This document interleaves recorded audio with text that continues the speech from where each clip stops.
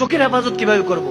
হযরত ইমাম গাজ্জালী রাহমাতুল্লাহ আলাইহি চোখের হেফাজতের জন্য এক যুবক আসলো। ইমাম গাজ্জালী রাহমাতুল্লাহ আলাইহির কাছে এসে বলতেছে, ইয়া ইমাম, আমি চোখগুলির হেফাজত করতে চাই, কোনোভাবে হেফাজত করতে পারি না, কি করতে পারি? ইমাম গাজ্জালী বলতেছে, এক গ্লাস আনো। মনে করেন এটা একটা গ্লাস। তো ইমাম গাজ্জালী রাহমাতুল্লাহ আলাইহি বললেন যে এই গ্লাসের মধ্যে পানি ঢালা হলো। আমার কথা বোঝা যাচ্ছে? বলে পানি ঢালো। আবার হাদিসে এসেছে দুধকে ঢাললেন। একদম টইটুম্বুর করে ওই গ্লাসের মধ্যে টইটুম্বুর করে মনে করেন দুধ না হলো, একদম গ্লাস পুরোটা দুধ না হলো।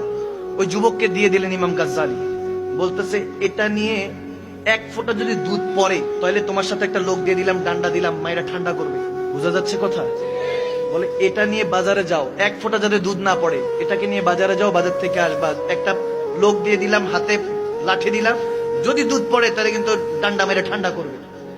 ওই ছেলে যুবক করলো কি চাইলাম হুজুর কাছে, আর কি দিল? আস্তে করে আস্তে আস্তে আস্তে আস্তে বাজারে গেল। কত লোক, কত কিছু, কিসের কোনো কিছু পাত্তা নেই, মায়ের ডরে আস্তে করে গেল।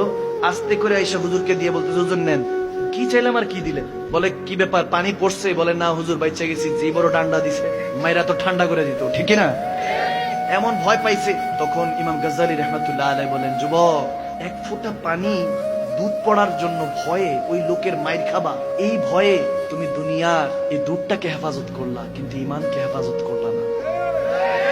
তুমি আমাকে বলছো চোখের হেফাজত কিভাবে করতে হয়?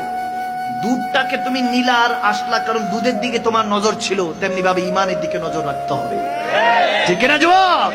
তুমি ইমানের দিকে নজর করবা, যেমনি ভাবে দুধ হেফাজত ছিল তেমনি ভাবে তোমার আমল হেফাজত করবেন কে? ইমান হেফাজত করবেন কে?